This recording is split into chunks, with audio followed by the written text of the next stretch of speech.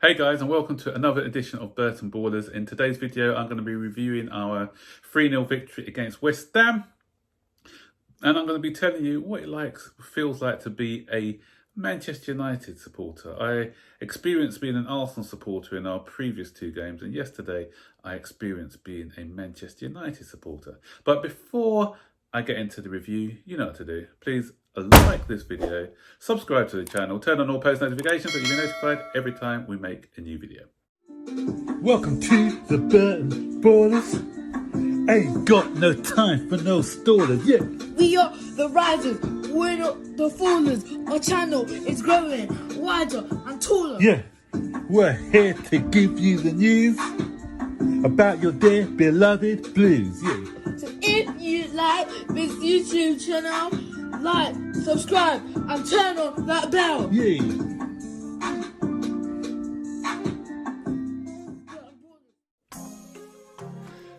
So guys, we did it. We came away with a 3-0 victory. I don't know how. In my intro, I said I know what it feels like to be an Arsenal supporter after back-to-back defeats. Arsenal are doing that every single week, so I had the despair of seeing my side lose a game. So I feel really sorry for Arsenal supporters. It's not a nice feeling seeing your side lose back-to-backs, but seeing your side lose back-to-backs or back-to-backs, then yeah, I won't get too. I won't tease them too much though, because we got them coming up in the next game, so I don't want the Arsenal fans to be coming back at me with any remarks. So I'll just give them I don't know. I'm just saying I feel sorry for you guys, and hope it will pick up soon. Really. Okay, but Manchester United. I knew yesterday I actually felt what it was like to be a Manchester United team. Watching my team play a lot of rubbish or not average, and then coming away with a 3-0 victory. And you're thinking, how did we get away? How did we do that? Really? And we haven't played great, but we won 3-0. That early goal was key. It was great to score that goal early. Great header by Thiago Silva. We've now got two central defenders who can attack the ball well from corners. So we're going to see a lot more corners a lot more goals from set plays this season. And so I think that early goal was key, because if you notice what happened last season when West Ham scored that first goal and we just couldn't break them down, even when we played them at their ground. Although we scored early, we gave away a stupid goal afterwards and we just couldn't break them down. But so scoring that goal allowed us to, especially we were a bit nervous going into that game, it allowed us to settle the nerves, but we were still a bit cautious, understandably so, after losing 2 games in a row. So we weren't as attacking as we normally are, and then the possession turned over because we had about 83% possession leading up to the goal and just after. But then West Ham, we allowed them to get more of the ball, and we were sort of the team who were holding on a bit.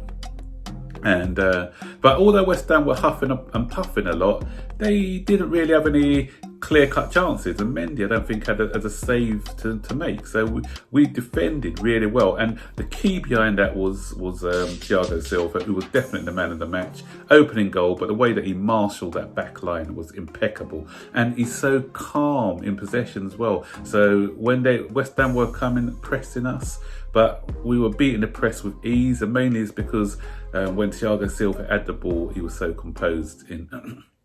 And that was also with an interruption in our back line as well, because Ben Chilwell was celebrating his birthday yesterday. It wasn't a happy birthday for him. He had an unhappy ending with him being substituted off with an ankle injury after a clash with Bowen, who incidentally was Bowen's birthday as well yesterday, and he didn't have a happy birthday neither, because he had a goal ruled out. I thought it was a foul, but David Moyes was very annoyed about that, and he thought the goal should have been given, but he did have to take a shove in the back. So I think it was the right decision by the referee to disallow that goal. So apart from that disallowed goal, as I said, nothing else of concern from West Ham. A couple of shots which were blocked, but we coped very well defensively with their attack, whatever attack they had. But the only disappointing thing is, as well as we defended yesterday, our passing was not great. We weren't really, we kept giving the ball away, and that allowed West Ham to keep piling on the pressure. So I thought we could have used the ball better. But again, I put it down to a lack of confidence after back-to-back defeats. Aspilicueta obviously came in for Reece James, and so then we had the fullbacks from last season, and the two fullbacks we played from last season, and so we didn't really it didn't allow us to play in the way that we normally do now, with the fullbacks giving us a lot of width and getting balls crossed in.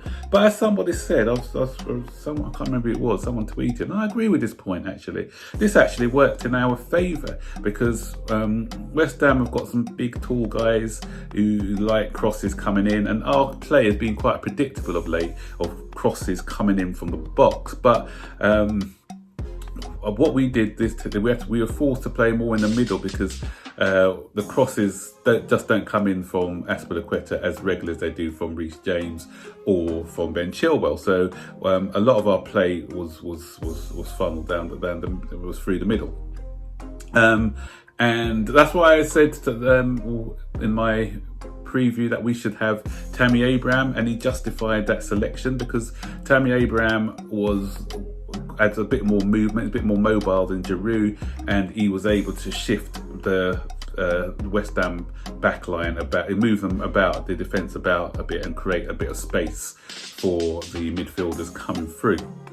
I've been critical of Tammy Abraham in my last couple of videos, but with my criticism of him, I always say that, you know what, it's a learning process. He needs to develop these parts of his game to be a better all-rounded centre forward. So I keep saying, guys, you know, it's okay to critique somebody, but don't give abuse. You know, he after the Tottenham game and some other games, it's like, this guy shouldn't be in our club, he's not Premier League standard and all that sort of stuff. That's nonsense, you know.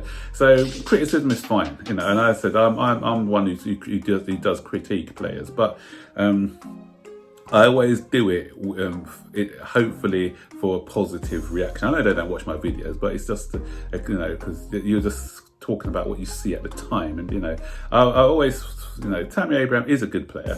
He's not the finished article yet, and there are people above him in the striking order. You know, I mentioned the other day about Calvert-Lewin being ahead of him, you know, but Calvert-Lewin I think is a better player than Tammy.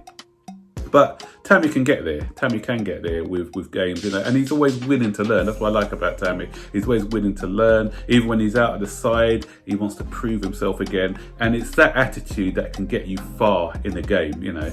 Other things can work out. If you've got the attitude and willingness to want to improve on your game, then that gets you a far way, that takes you a long way. So, you know what, I've got every confidence in his abilities.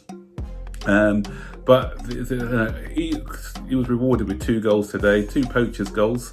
But Timo Werner is still a concern, and it's a confidence thing for him. I don't want to knock him too much. I've said before, I'm not going to labour on it, his first touch isn't the greatest. He needs to learn quickly in the Premier League. He had a chance in the first half put on a plate for him.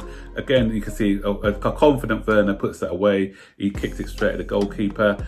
And just when you want a bit of luck, when the game was 3-0, if he could have got that goal to make it 4 and build up a bit of confidence, he smashes the crossbar. So it wasn't going for him. But with Werner, he's always willing to get into those positions. He doesn't, his attitude is there, you know, he's not gonna sulk. You know, we saw that with Morata when he wasn't doing it for Chelsea a couple of seasons ago. He went hiding. Werner doesn't hide. He shows for the ball.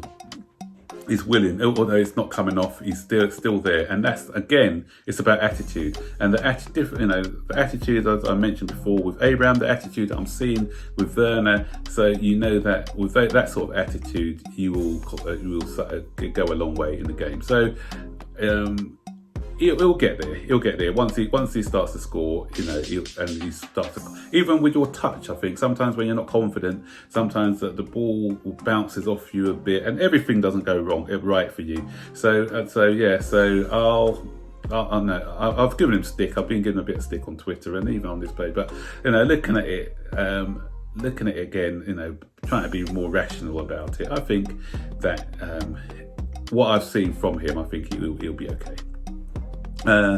Jorginho, what can I say about Jorginho? The first 10 minutes, he was passing the ball around superbly. And then all of a sudden, it was like, something switched in his head to like, his passing, his excellent passing became, he thought maybe he's looking at blue shirts and West Ham shirts and thinking they're Chelsea players, because all his passes started to go to West Ham players rather than Chelsea players. I don't know what happened. It was just like crazy. So he was rightly substituted, and on came Kovacic. Kovacic did well when he came on, and it's when he came on that we scored the next 2 games, and we started to gain a bit more control in the middle of the park. But yeah, so guys, it was good to come off back-to-back defeats with a victory against West Ham. More pleasing because they got the double over us last season. So this time we came back and got the victory. So we gained revenge over them, and we're above Tottenham, and we're 2 points off the top of the table. So a couple of weeks ago, life didn't seem so rosy. Now it's looking a bit rosier in the garden now. So still think Liverpool are going to win the league. It looks like they're far ahead of everyone else, even with their injuries.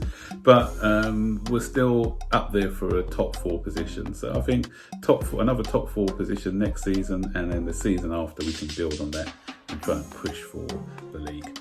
So your turn now. Comment below. Tell me what your thoughts and opinions were of the game. Who was your man of the match, and any observations you had during the game.